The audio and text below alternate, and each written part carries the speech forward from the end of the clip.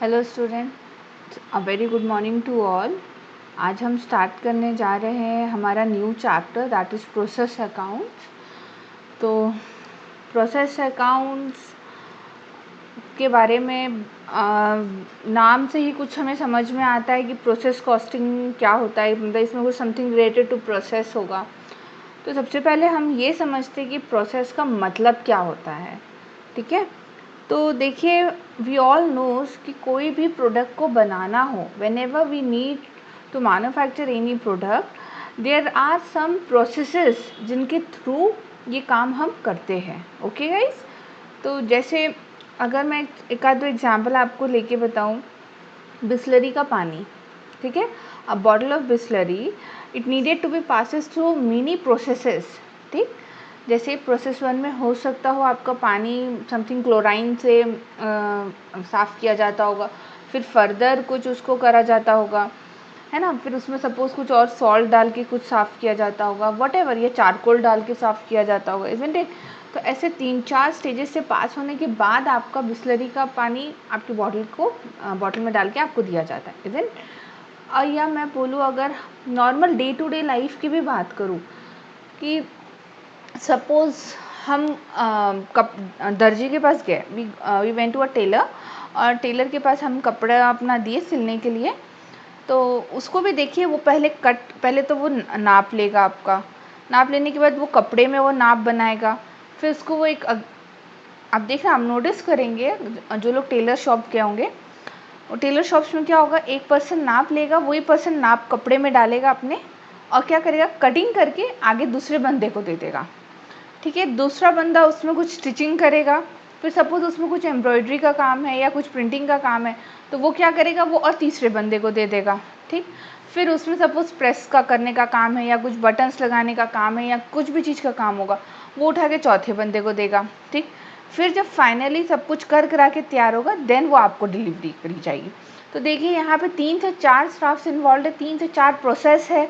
ठीक है, प्रोसेस क्यों बोला जाएगा, क्योंकि जिसका काम कटिंग है वो कटिंग ही करेगा, जिसका काम स्टिचिंग है वो स्टिचिंग कर रहा है। ठीक, तो सबको अपना अपना यहाँ प्रोसेस के हिसाब से बांट दिया गया है। ठीक, तो प्रोसेस कॉस्टिंग वही होता है। ठीक, इसमें क्या होगा कि एक प्रोसेस में आपको कुछ मटेरियल डालना पड़ेगा, कुछ इनपुट आपका आएगा। ठीक, कुछ एडिशनल मटेरियल डाल सकते हो, कोई लेबर लगेगी उसको प्रोसेस करने के लिए, फिर डायरेक्ट एक्सपेंसेस लगेंगे, है ना। तो ऐसे कुछ कुछ खर्चे लगेंगे हमको, और हम वो प्रोसेस से काम निकाल के फिनिश्ड आउटपुट आने वाले अगले प्रोसेस में देंगे। फिर वहाँ कुछ फर्दर मटेरियल लगेगा, कुछ लेबर लगेगी, डायरेक्ट एक्सपेंस लगेगी, फिर वो यूनिट्स आगे थर्ड प्रोसेस में जाएगा। फिर सपोज़ अगर थर्ड प्रोसेस हमारा लास्ट प्रोसेस होगा, तो वहाँ से फिनिश्ड आउटपुट निकलेगा।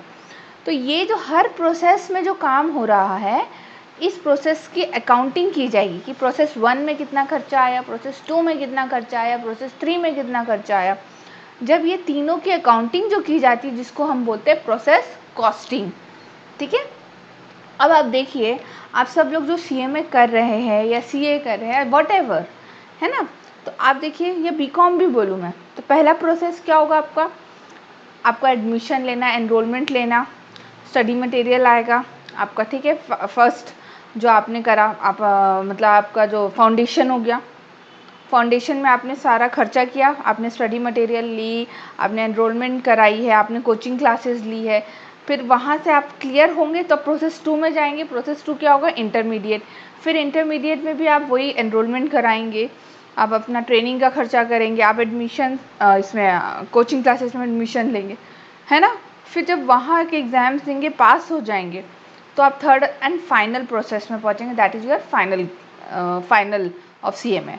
फिर वहाँ पे आप जो फाइनली जो रिसीव करेंगे वो क्या होगा, योर सीएमए डिग्री, है ना। तो दिस इज़ ऑल्सो प्रोसेस। जब एक प्रोसेस में आप सक्सेस होंगे तभी दूसरे प्रोसेस में घुसेंगे। ठीक है, तो ये जस्ट एन एग्जांपल है आपको क्लियर करने के लिए कि प्रोसेस कॉस्टिंग में हमको करना क्या है। बेसिकली हमको यहाँ पे हर एक प्रोसेस के खर्चे निकालने हैं। ठीक, कि वो इस प्रोसेस में जो इतने यूनिट्स बन के गए उसका कितना खर्चा बैठा, क्योंकि वो अगले प्रोसेस में जाएगा। अब सपोज़ जैसे अगर बोला जाए, आप सपोज़ अगर फाइनल्स में पहुँचे और आप सीएमए बन गए, उसके बाद आपसे पूछा गया कि कितना खर्चा लगा, तो आप क्या करेंगे, आपका फाउंडेशन का खर्चा जोड़ेंगे, इंटरमीडिएट का खर्चा जोड़ेंगे, फाइनल का खर्चा जोड़ेंगे, है ना। फिर ये जो तीनों खर्चे जोड़ने के बाद आप बोलेंगे फिनिश्ड आउटपुट, यानी आपका सीए में डिग्री आपको इतने की पड़ी, इज़न्ट इट। अब एमबीए के स्टूडेंट्स होते हैं ना कि पहले ईयर इतना खर्चा लगेगा, दूसरी ईयर इतना खर्चा लगेगा, फाइनली बोलेंगे भैया ये 10 लाख में हमने डिग्री ली है ना। तो वैसे ही यहाँ भी होगा, तो हर एक प्रोसेस का हम कॉस्टिंग करेंगे, ठीक है। तो उससे पहले हम कुछ नोट्स लिखेंगे इसके ऊपर जो कि बहुत ज़रूरी है।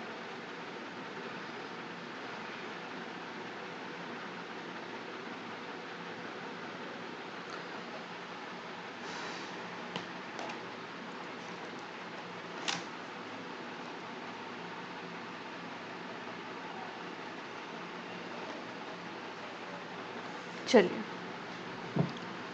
तो सबसे पहले हम लिखते हैं कि इंट्रोडक्शन में कि हमें पढ़ना क्या क्या है।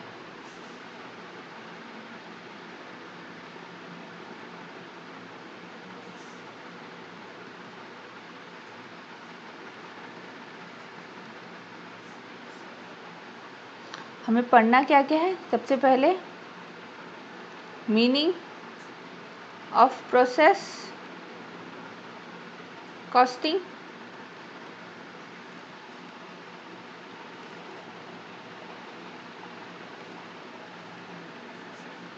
meaning of process costing, then preparation of process account, preparation of various process accounts। Third हम पढ़ेंगे इसमें अकाउंटिंग ऑफ नॉर्मल लॉस, कि यहाँ पे मैं नॉर्मल लॉस को कैसे अकाउंट फॉल करूँगी।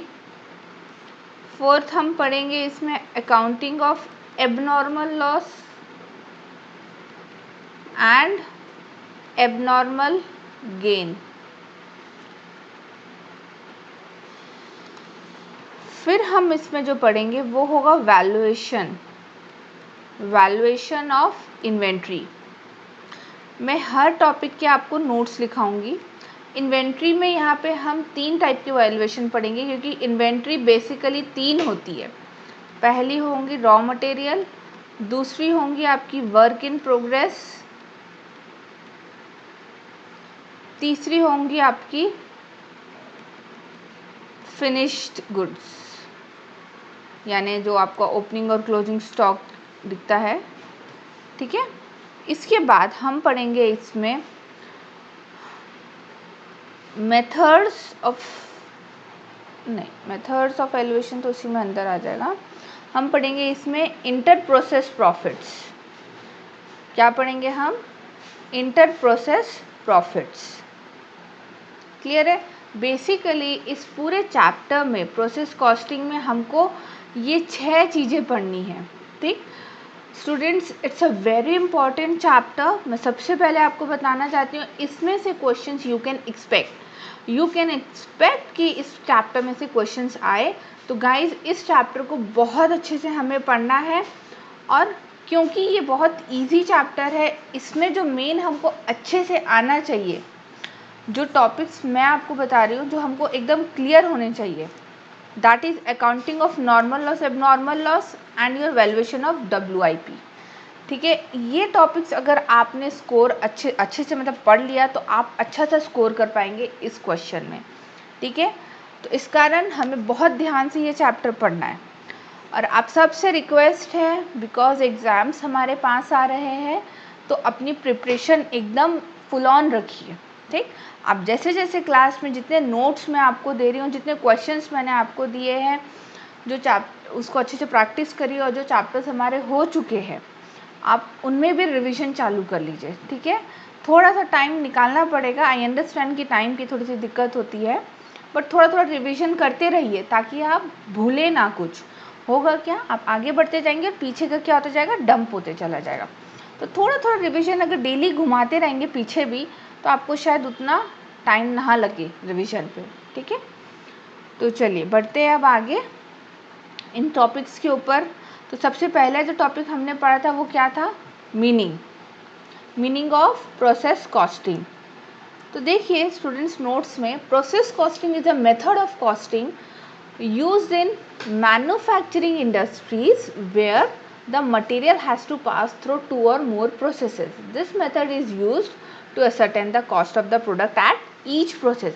हर एक प्रोसेस में मेरा कॉस्ट ऑफ द प्रोडक्ट कितना पड़ रहा है, ये मैं इस चैप्टर में इस प्रोसेस कॉस्टिंग के चैप्टर में समझूंगी. ठीक है, तो देखिए ये तो था मेरा मीनिंग कि मीनिंग क्या होता है. अब मैं आती हूँ आपके second topic, that is how to prepare process accounts. तो देखिए प्रोसेस अकाउंट का आपको फॉर्मेट दिख रहा होगा. सबसे पहले हमने क्या किया, पहले तो इंट्रोडक्शन किया. एक काम करते, ये आप देख लीजिएगा, हम अपने तरीके से पढ़ते हैं. अपने तरीके से मैं आपको एक एग्जांपल देके समझाती हूँ. अभी मैंने आप लोग को एक एग्जांपल दिया था, एक आपकी मैन्युफैक्चरिंग टी शर्ट कंपनी बोलूँ या एनी क्लॉथ कंपनी. ठीक है, वो क्या होता है, वहाँ पे वेरियस स्टेजेस आते हैं. पहला स्टेज क्या हुआ, कटिंग ऑफ क्लॉथ. पहला स्टेज क्या हुआ हमारा, कटिंग ऑफ क्लॉथ. ठीक है, देन हमारा क्या हुआ, स्टिचिंग. स्टिचिंग के बाद सपोज मैं कहती हूँ प्रिंटिंग या एम्ब्रॉयडरी. देन फिर मैं कहती हूँ बटन्स लगाना हो या आपका प्रेस करना हो, कुछ भी करके, है ना. आयरन बोलो, press in the sense iron, I mean to say ironing करना, है ना, आयरन करना. फिर देन इसके बाद क्या हो जाता है, final process was your packing process, है ना. तो packing is not a particular a process. ठीक है, वो तो नॉर्मल चीज़ है इंडस्ट्री के लिए. तो यहाँ पे जो बेसिकली आपका चालू हो जाएगा, कॉस्ट ऑफ प्रोडक्शन बन गया, यानी कितना हो गया. ठीक, तो सपोज यहाँ पे हर बारी के कुछ खर्चे दिए हुए हैं. हम हर बारी के कुछ खर्चे ज्यूम करेंगे. अब मैं आपको समझाना चाहूँगी कि यहाँ हम प्रोसेस कॉस्टिंग कैसे पढ़ेंगे. तो अभी तक हमने जो पढ़ा, आई होप वो सब आपको समझ में आया हो. तो चलिए अब हम बढ़ते हैं हमारे प्रोसेस नंबर 1 के तरफ, कि हमारा जो प्रोसेस नंबर 1 था वहाँ पे क्या खर्चा हुआ.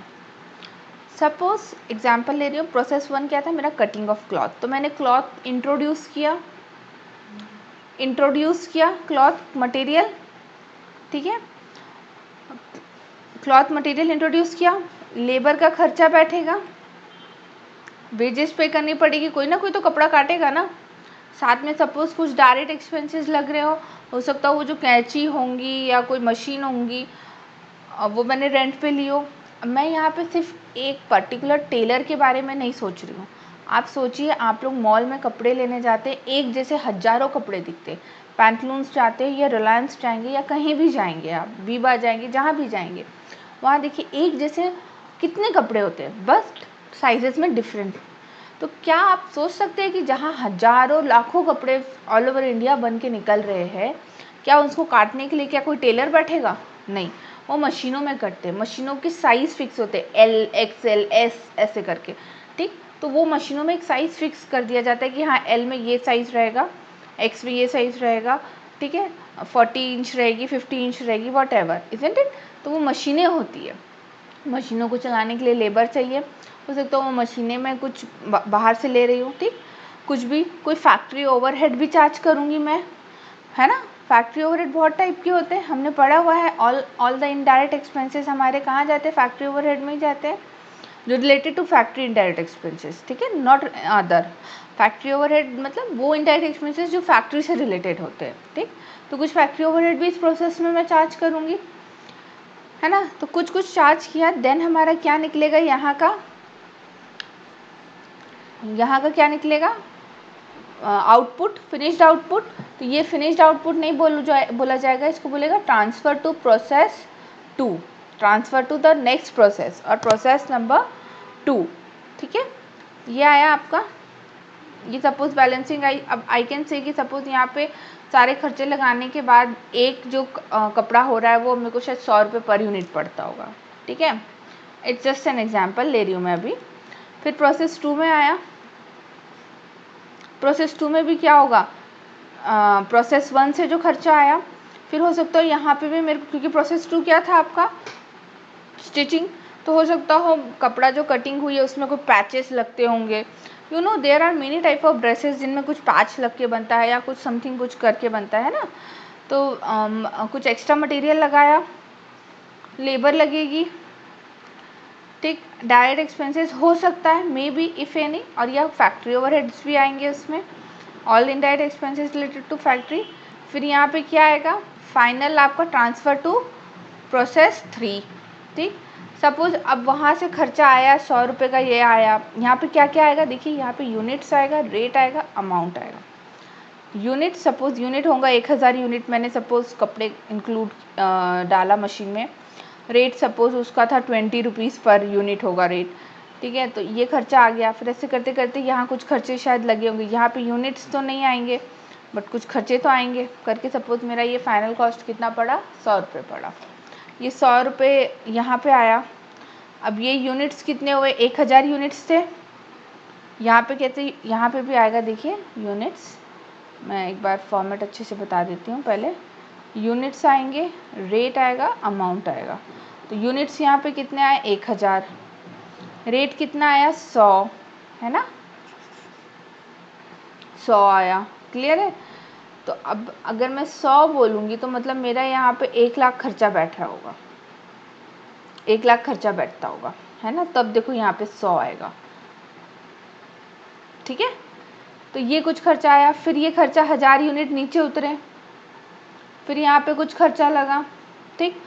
हो सकता है यहाँ पे कुछ लॉस होए, नॉर्मल लॉस, यानी नॉर्मल लॉस बोलने से जैसे कि एक स्टिचिंग का पार्ट था तो उसमें कुछ एक्स्ट्रा स्टिचिंग करते टाइम कुछ गलत हो गया, मतलब साइड से सिलाई करना था बट वो एकदम बीचों बीच से सिलाई हो गई। ठीक है, तो मतलब मेरा कपड़ा ख़राब हो गया, बीचों बीच सिलाई आ गई, वो कपड़ा बिकेगा क्या, नहीं बिकेगा, कोई पहन ही नहीं पाएगा, है ना, तो वो कपड़ा वेस्ट हो गया। तो एक्सपेक्ट किया जाता है कि there can be some normal loss. ठीक है, हम एक्सपेक्ट करके चलते हैं हमारे प्रीवियस एक्सपीरियंस से कि हाँ फैक्ट्री में थोड़ा बहुत नॉर्मल लॉस हो जाता है। हम हर चीज़ में ये चीज़ मानते हैं, चाहे हम हमारी घरेलू लाइफ में देख ले, खाना भी बनेगा हमारे घर में तो क्या होता है, देयर आर चांसेस कि कुछ खाना बच जाए। एकदम एक्यूरेट खाना तो हम बना नहीं सकते, थोड़ा बच सकता है ऑलरेडी, है ना, तो there is a chance of normal loss.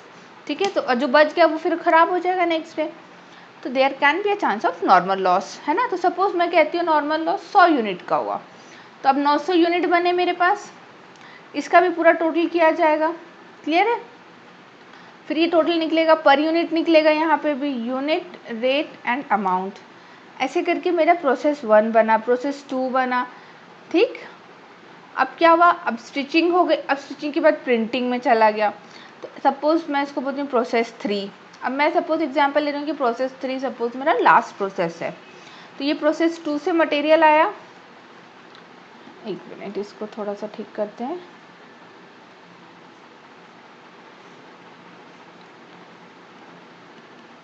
To process 2 900 units. अब पर यूनिट तो मुझे पता नहीं है क्या था, पर यूनिट तो मुझे पता नहीं है अभी क्या था, है ना।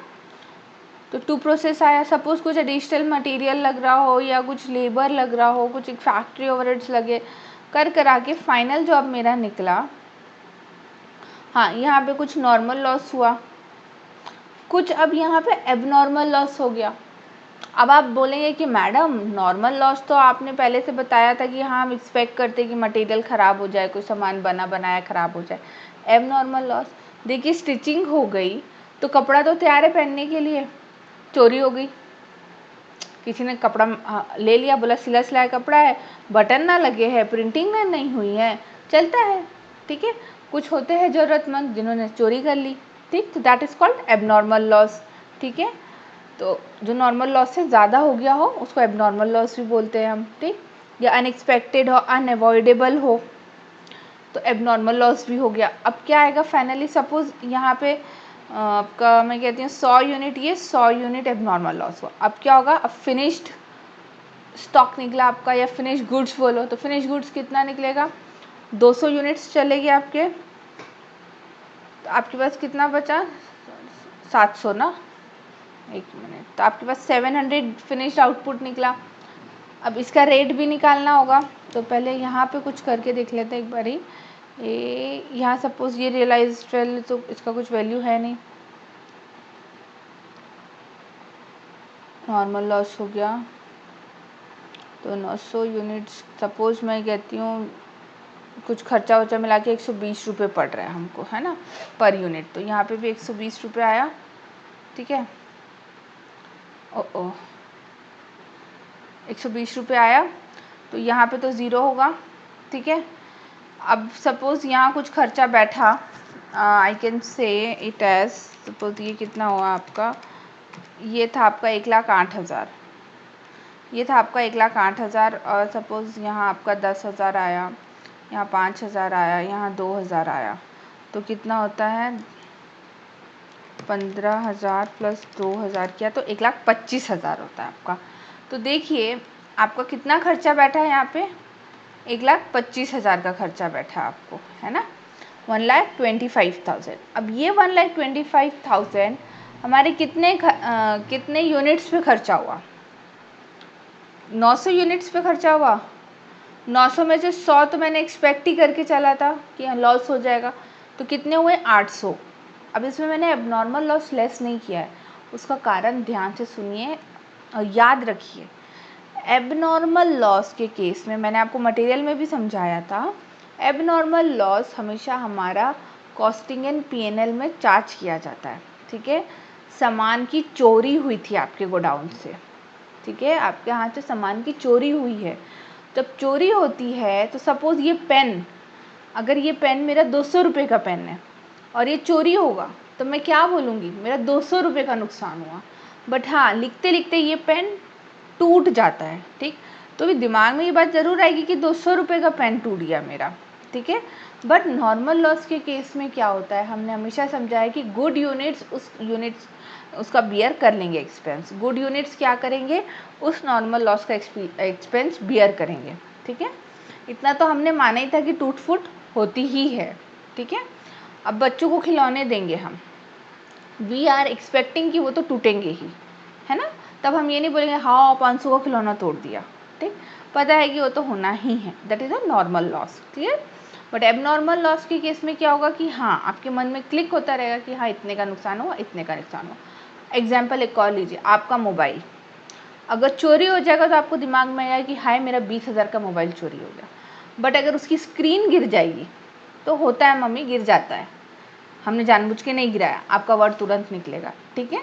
तो क्लियर है। तो एबनॉर्मल लॉस को हम कॉस्ट निकालेंगे और हम नॉर्मल लॉस की कॉस्टिंग नहीं करते, क्योंकि हम उसको गुड यूनिट्स बियर कर लेगा।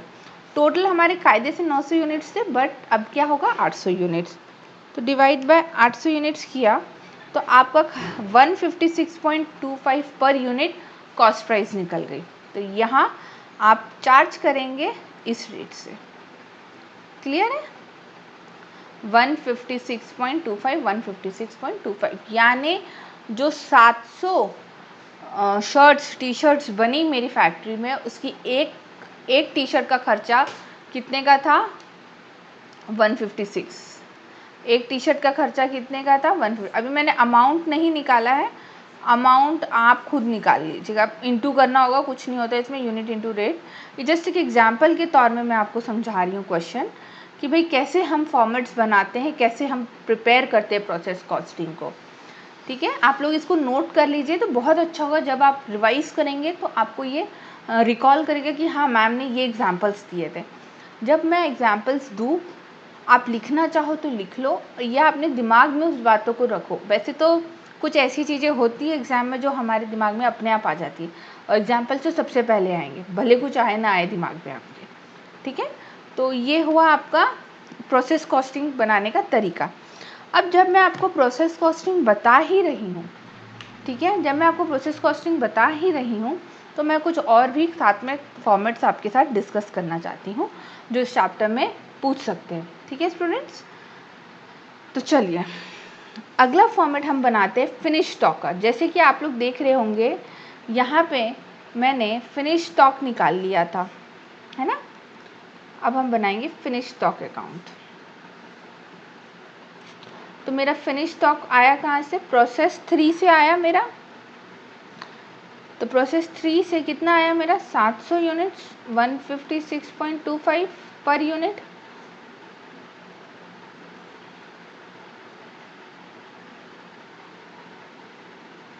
टू प्रोसेस 3 700 यूनिट 156.25 इंटू आप कर लेंगे, है ना। तो प्रोसेस 3 से जो आया, अब मुझे ये बताइए ये जो खर्चा था ये क्या हुआ आपका। This is what, cost of production. आप लोग कॉस्ट शीट एक बार मेरे साथ अभी पहले फिर रिवाइज करेंगे। कॉस्ट शीट में पहले क्या आता था, direct material plus direct labour plus direct expense, जिससे हमारा क्या निकला, प्राइम कॉस्ट। प्राइम कॉस्ट में आपने क्या ऐड किया, फैक्ट्री ओवरहेड। देखिए यहाँ पे भी हो रहा है direct material direct labour direct expense plus factory overhead किया, तो आपको क्या निकल रहा है, फैक्ट्री कॉस्ट निकल रहा है। फैक्ट्री कॉस्ट पे आप क्या कर लेते हैं, एडमिन ओवरहेड को ऐड करते हैं। जब एडमिन ओवरहेड ऐड हो जाता है तब आपका क्या निकल जाता है, कॉस्ट ऑफ प्रोडक्शन। ठीक, कॉस्ट ऑफ प्रोडक्शन में हम क्या करेंगे, plus opening stock closing stock करेंगे। तो आई कैन से this opening stock less closing stock of finish goods करेंगे COGS में आप ऐड क्या करते हैं, सेलिंग ओवरहेड। सेलिंग ओवरहेड जो आपका मतलब आया वो ऐड किया तो आपका कॉस्ट ऑफ सेल्स निकला। कॉस्ट ऑफ सेल्स में हमने प्रॉफिट ऐड किया तो आपका क्या निकल जाएगा, फाइनल सेल निकल जाएगा। ठीक है, तो ये जो आपका था ये फैक्ट्री कॉस्ट तो हो ही गया। अब आप बोलेंगे मैडम इसमें एडमिन ओवरहेड तो हमने लिया नहीं। बात तो सही है स्टूडेंट्स, एडमिन ओवरहेड तो लिया नहीं, तो अब हम यहाँ पे एडमिन ओवरहेड भी ऐड कर लेंगे। अब हम यहाँ पे एडमिन ओवरहेड ऐड कर लेंगे। तो ये कायदे से अगर बोला जाए तो हाँ ठीक है, कॉस्ट ऑफ प्रोडक्शन अगर नहीं भी बोलोगे आप इसको तो ये आपका कम से कम फैक्ट्री कॉस्ट तो कहलाएगा, है ना, फैक्ट्री कॉस्ट तो कहलाएगा। अब इसमें हम कुछ एडमिन ओवरहेड भी ऐड कर लेंगे, उसमें यूनिट्स और रेट तो आते नहीं है ना। तो एडमिन ओवरहेड ऐड किया तो आपका क्या निकला, अब तो कॉस्ट ऑफ प्रोडक्शन निकला कितना, 700 यूनिट्स का। रेट चेंज हो जाएगा, रेट तो चेंज हो जाएगा कैसे, सपोज अगर इसको इंटू करती हूँ तो कितना आ रहा है मेरा, 700 इंटू 156.25 किया तो 1,93,750 आता है। मैं यहाँ डाल ही देती हूँ लगे हाथ, 1,09,375 प्लस 25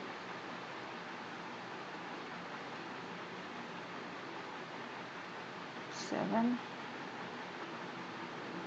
1 प्लस 1725 करते हैं।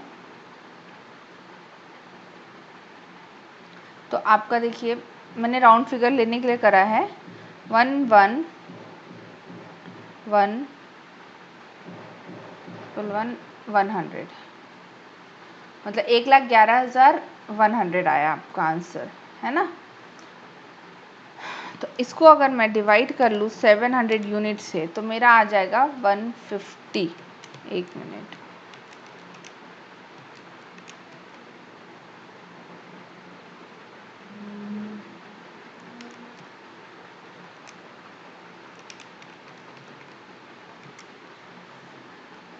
रुकिए इसको चेंज करते हैं हम, इसको भी चेंज करते हैं। यहाँ पे लेते हैं 30,625 एडमिन खर्चा आएगा कितना, 1,20,000 सीधा राउंड फिगर करा। अब 1,40,000 आएगा यहाँ पे।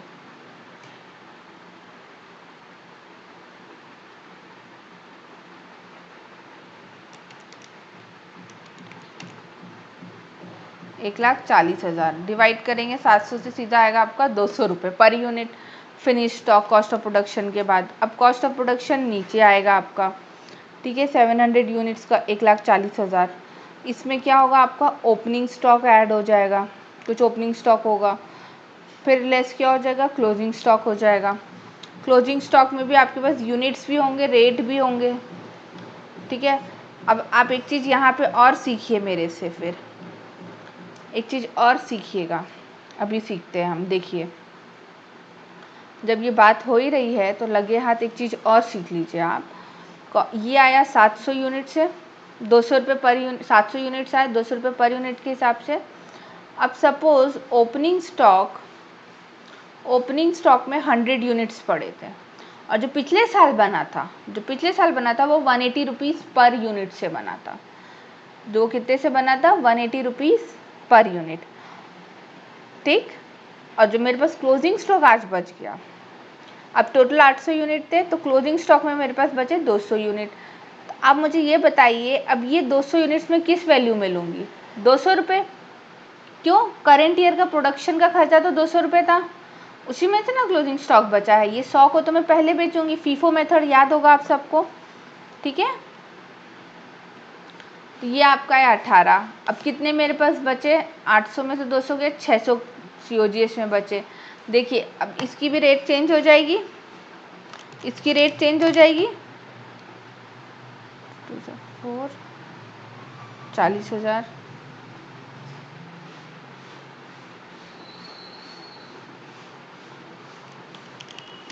तो आपका ये कितना आ गया? 1,18,000 डिवाइड बाय 600 यूनिट्स किया, तो आपका ये कितना आएगा? राउंड ऑफ कर लो, 197 से आया, ठीक है। अब क्या आएगा? COGS नीचे आएगा आपका। COGS में क्या लग जाएगा आपका? सेलिंग ओवरहेड लग जाएगा, ठीक है। फिर क्या निकलेगा आपका? फाइनली कॉस्ट ऑफ सेल्स लग जाएगा। फाइनली क्या निकल जाएगा? Cost of sales. Selling overhead suppose मैं कहती हूँ, ये कितने थे आपके? 600 यूनिट, 197, तो 600 यूनिट्स इंटू 250 किया, 3,00,600।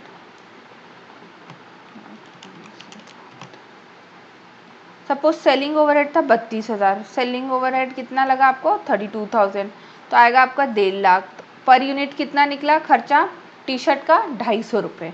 This is what your cost of sales. देखिए हम ऐसे ही निकालते थे। ये तो मेरा फिनिश स्टॉक का खाता पूरा हो गया। अब जैसे ही मेरा कॉस्ट ऑफ सेल्स आएगा तो मेरे को कॉस्ट ऑफ सेल्स का खाता बनाना होगा। कॉस्ट ऑफ सेल्स में क्या होगा? फिनिश स्टॉक से आया माल 600, 250, 1.5 लाख का माल आया, ये पूरा कहाँ चल जाएगा? By costing P&L account. ये कहाँ पे चल जाएगा? पूरा मेरा कॉस्टिंग P&L अकाउंट में। अब हम सीखते हैं कॉस्टिंग P&L अकाउंट। अब हम क्या सीखेंगे? Costing P&L account. मैं आपको नोट करने का टाइम दूंगी। टू कॉस्ट ऑफ सेल्स, ठीक है, to cost of sales 1.5 lakh. यहाँ पे अगर कोई एबनॉर्मल लॉस होगा तो वो आ जाएगा, कोई एबनॉर्मल गेन होगा तो वो आ जाएगा, ठीक है। कोई एनी अदर लॉस आएगा, कुछ आएगा, जो भी होगा, कुछ भी अदर एक्सपेंस बोलो या जो बोलो, एनी अदर थिंग, ठीक है, वो आएगा। तो फाइनली मेरा क्या निकलेगा? यहाँ सेल्स आएगी, ठीक है। सपोज अब ये 250 का था, मैं 300 में बेची, ठीक है। मैंने कितने में बेचा? ये 600 यूनिट से 300 में बेची, 1,80,000 में। अभी एग्जांपल लेती हूँ, यहाँ कुछ भी नहीं है, 1,80,000 में बेची, तो 1.5 लाख का माल था, तो यानी मेरा नेट प्रॉफिट कितना आया? 30,000। क्लियर है? तो ऐसे करके हमारे खाते बनेंगे, आप इसको नोट करिए। आई थिंक आपका ये प्रोसेस 1 2 3 तो हो चुका होगा अभी लिखने का काम। आप लोग फिनिश स्टॉक का खाता, कॉस्ट ऑफ सेल्स, आपका कॉस्टिंग P&L का खाता, इसको नोट कर लीजिए।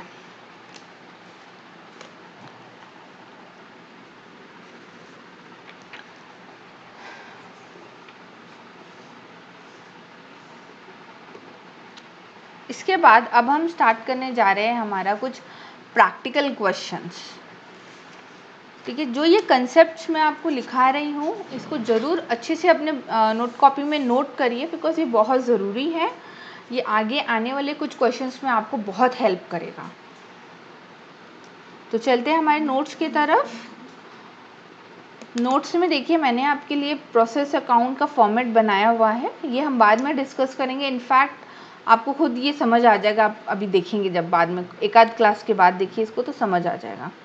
तो पहले हम चलते हैं कुछ न्यूमेरिकल्स बनाएंगे, देन हम आगे का टॉपिक कवर करेंगे। तो चलते हैं प्रैक्टिकल प्रॉब्लम नंबर 1 की तरफ। क्वेश्चन रीड करेंगे। From the following data prepare a process account indicating the cost of each process and the total cost. ठीक है, हर एक प्रोसेस का कॉस्ट बताना है, तो वो तो नहीं भी बोलता तो मैं प्रोसेस कॉस्टिंग में यही करती आई हूँ। ठीक है, एंड द टोटल कॉस्ट, तो फिनिश आउटपुट होगा उसका टोटल कॉस्ट पता चल जाएगा। The total units that passes through each process were 240। ध्यान दीजिएगा, total units that passes through each process, हर एक प्रोसेस से जो पास होने वाली यूनिट्स कितने, 240 फॉर द पीरियड। प्रोसेस 1 में मैंने इंट्रोडक्शन में आपको देखिए डाला हुआ है 1.5 लाख का माल। अब 1.5 लाख का ये रुपीज़ में गिवन है, ये जो मटेरियल, ये जो वैल्यू दी है ये रुपीज़ में दी है, और यूनिट्स में ऊपर बता दिया है कि 240 यूनिट्स। ठीक है, तो चलिए बनाते हैं क्वेश्चन को, क्वेश्चन नंबर 1 से।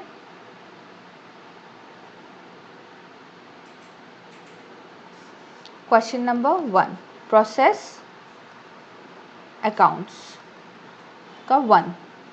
तो सबसे पहले फॉर्मेट बनाएंगे हम unit rate amount, unit rate and amount. To material कितने थे, 240 यूनिट्स। तो रेट तो अभी हम निकाल सकते हैं क्योंकि मेरे को जब टोटल बता दिया है तो। Labour, to overhead 80,000, 26,000। यहाँ तो कुछ नहीं आएगा, रेट आप निकाल लेंगे। अब देखिए साथ में नीचे एक चीज़ दी है, indirect expenses amounting to 85,000 may be apportioned on the basis of wages. आप सब जानते हैं, अभी मैंने आपको बताया थोड़ी देर पहले, इनडायरेक्ट एक्सपेंसेस बोलने से फैक्ट्री ओवरहेड, फैक्ट्री ओवरहेड, तो ये भी खर्चा हमारे डिस्ट्रीब्यूट होगा तीनों प्रोसेस में, क्योंकि इनडायरेक्ट एक्सपेंसेस कॉमन दिया है। और अपॉर्शन का बेसिस क्या बोल दिया, on the basis of wages, यानी 85,000 को मुझे 8:20:6 में करना होगा। यानी मेरा 85,000 क्या रेशो में जाएगा, 80 नहीं 8 20 60,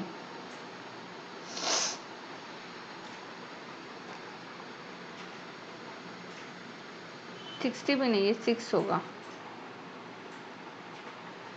ठीक है ना, अगर 4 से डिवाइड कर दूँ, 4 से तो होगा नहीं, 2 से डिवाइड कर दूँ तो 4 10 3, 4:10:3, तो यानी यहाँ पे आएगा 85,000 का 4/17, तो कितना आएगा आपका, 85,000 डिवाइड बाय 17 इंटू 4,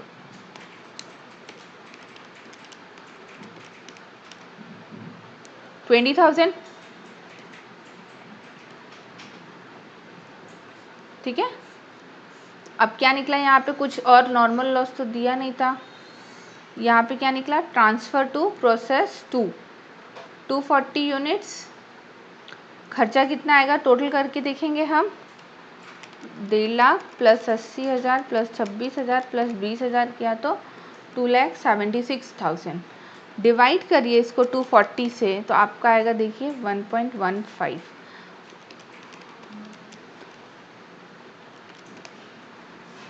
ये मैंने शायद कुछ गड़बड़ कर दी है डिवाइड करने में।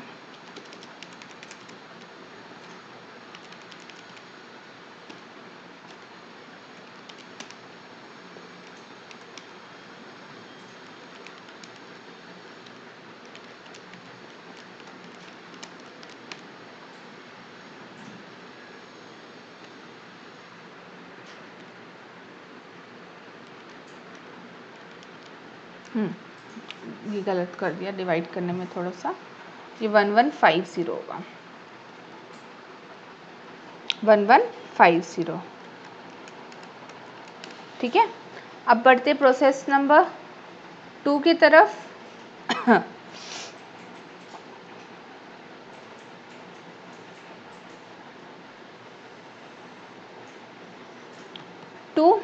प्रोसेस 1 यूनिट्स रेट अमाउंट कितना आया, 240 यूनिट्स, 1150 के हिसाब से 2,76,000। खर्चा कुछ दिया था, एडिशनल मटेरियल लगा, एडिशनल लेबर लगा, और अदर एक्सपेंस लगा, और क्या लगा आपका, फैक्ट्री ओवरहेड लगा, है ना। एडिशनल मटेरियल का तो उसने बोला ही नहीं कि मैंने कितने यूनिट्स लगाए। हर प्रोसेस में बार बार 240 लगाएगा ऐसा तो बोला नहीं था उसने, ठीक है। 50,000, यहाँ आएगा आपका 2 लाख, यहाँ था आपका 72,000, और ये क्या था आपका 85,000 डिवाइड बाय 17 इंटू 10 किया तो 50,000 आएगा आपका।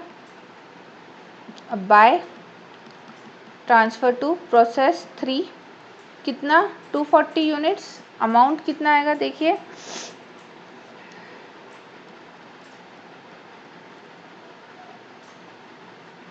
This is what your balancing figure.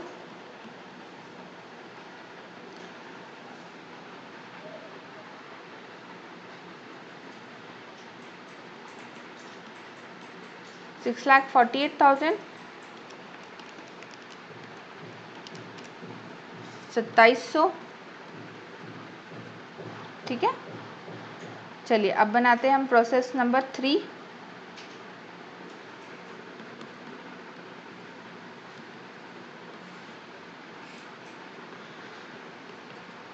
To process 240 units 2700 के, 6,48,000। टू मटेरियल कुछ होगा शायद, हाँ, to labour, to others, to factory overhead. किसी में भी हमारे पास कुछ यूनिट एडिशन नहीं है। कितना था 20,000,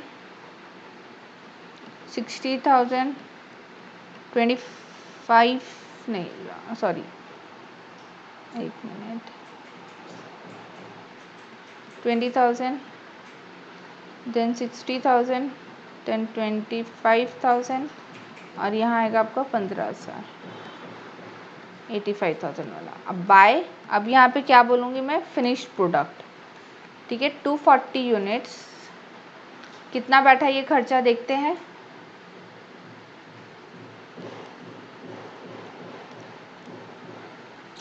7,48,000 68 सॉरी 68 7,68,000 कितना आ रहा है आपको 7,68,000।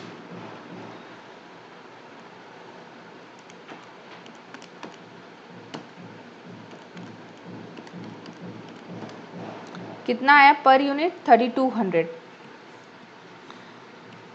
ठीक है। तो यानी फिनिश्ड आउटपुट का पर यूनिट कितना हुआ 3,200। यही तो क्वेश्चन मांग रहा था, टोटल कॉस्ट बताइए और हर एक प्रोसेस का खर्चा बताइए। तो इसको नोट करेंगे आप लोग, क्वेश्चन नंबर 1। फिर हम बढ़ते हैं क्वेश्चन नंबर 2 के तरफ।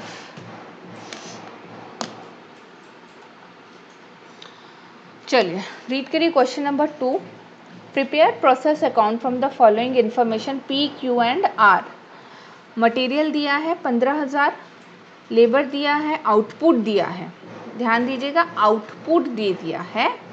एक मिनट, हाँ एक सेकेंड रुकिए, आउटपुट दिया है 1,000, बट एक मिनट, ये कुछ क्वेश्चन में एरर है, इसको हम अभी ठीक कर लेते हैं।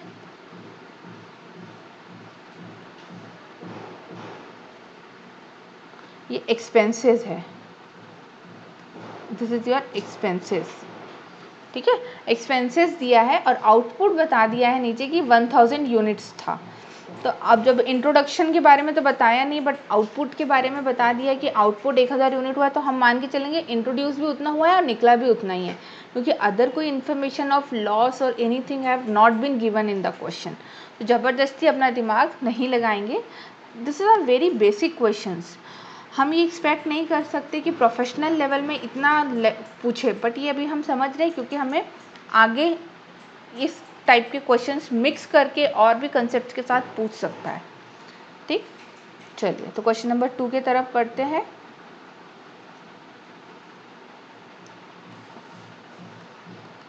Question number 2, process 1। खैर मैं चाहूँ तो इसी में बना सकती हूँ, इस क्वेश्चन को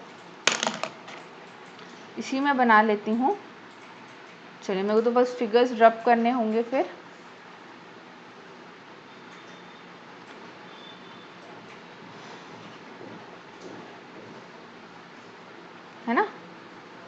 चलिए पढ़ते क्वेश्चन क्या बोल रहा था हमारे को।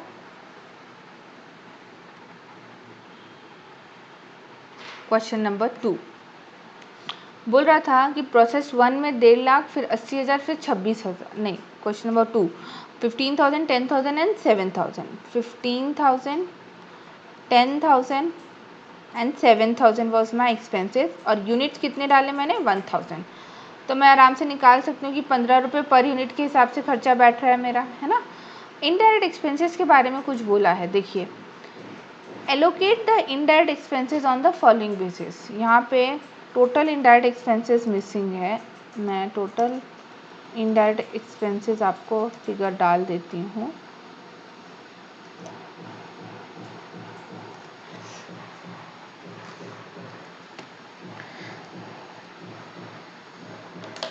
इसको हम डाल देते 11,500 अज्यूम करके, ठीक है। तो चलिए टोटल इनडायरेक्ट एक्सपेंसेस कैसे बोल रहा है 11,500 और बोल रहा है allocate the indirect expenses on the following basis. Basis ध्यान से देखिए क्या दिया है, in process 1 1.5 times of process Q and in process R half of the process P।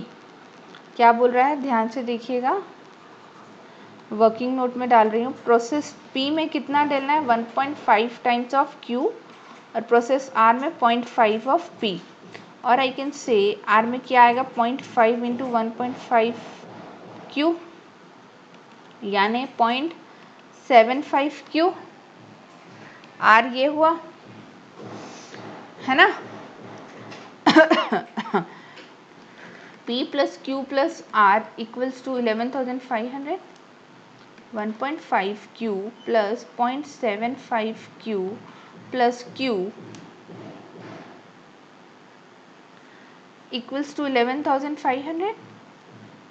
कितना आता है देखते जाइए, 1.5 प्लस 0.75 प्लस 1 किया तो 3.25 आएगा। तो 11,500 डिवाइड बाय 3.25, 11,500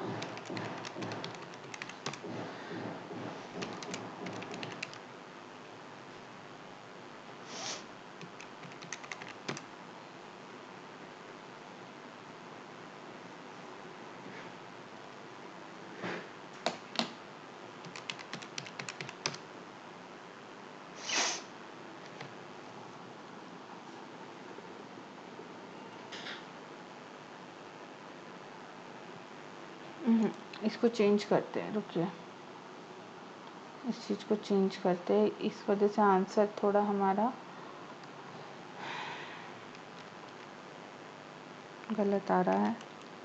2600 करते हैं, इसको हम थोड़ा चेंज करके 2600 करते हैं, 2600 करते हैं, अब ठीक आएगा, ठीक है 2600।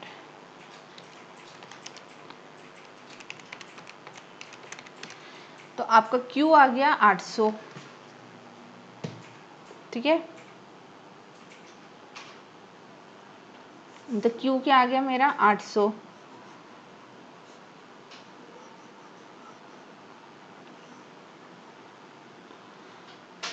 Q में कितना डालना था 800,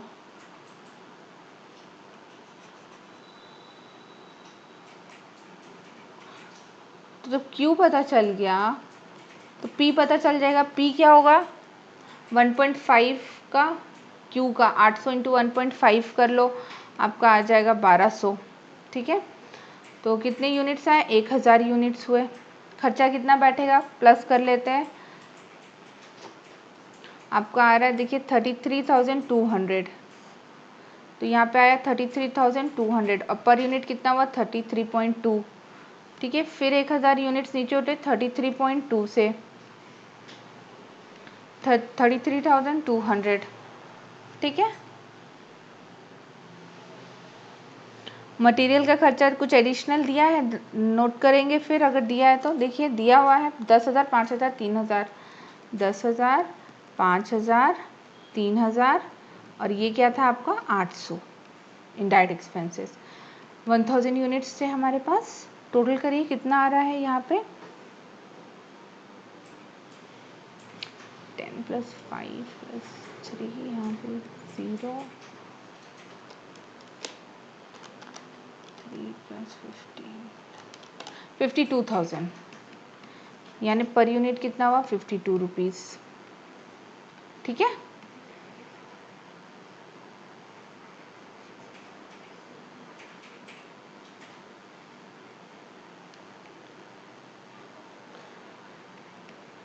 $1,052 52,000।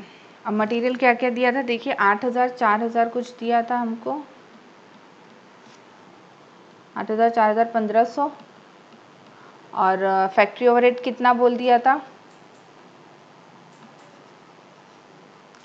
800 का आधा, नहीं 1200 का आधा यानी 600, 1200 का आधा यानी 600 है ना। तो 1000 यूनिट्स कितना आता है, टोटल करिए 66,100, 66.10 per unit, unit rate and amount. तो यानी मैंने मेरा फिनिश प्रोडक्ट कितने का था, 66.10 का था। क्लियर है, इस तरीके से हम इन क्वेश्चंस को सॉल्व करेंगे। ये आप नोट कर लीजिए, प्रोसेस का क्वेश्चन नंबर 2, ये आपकी वर्किंग नोट थी।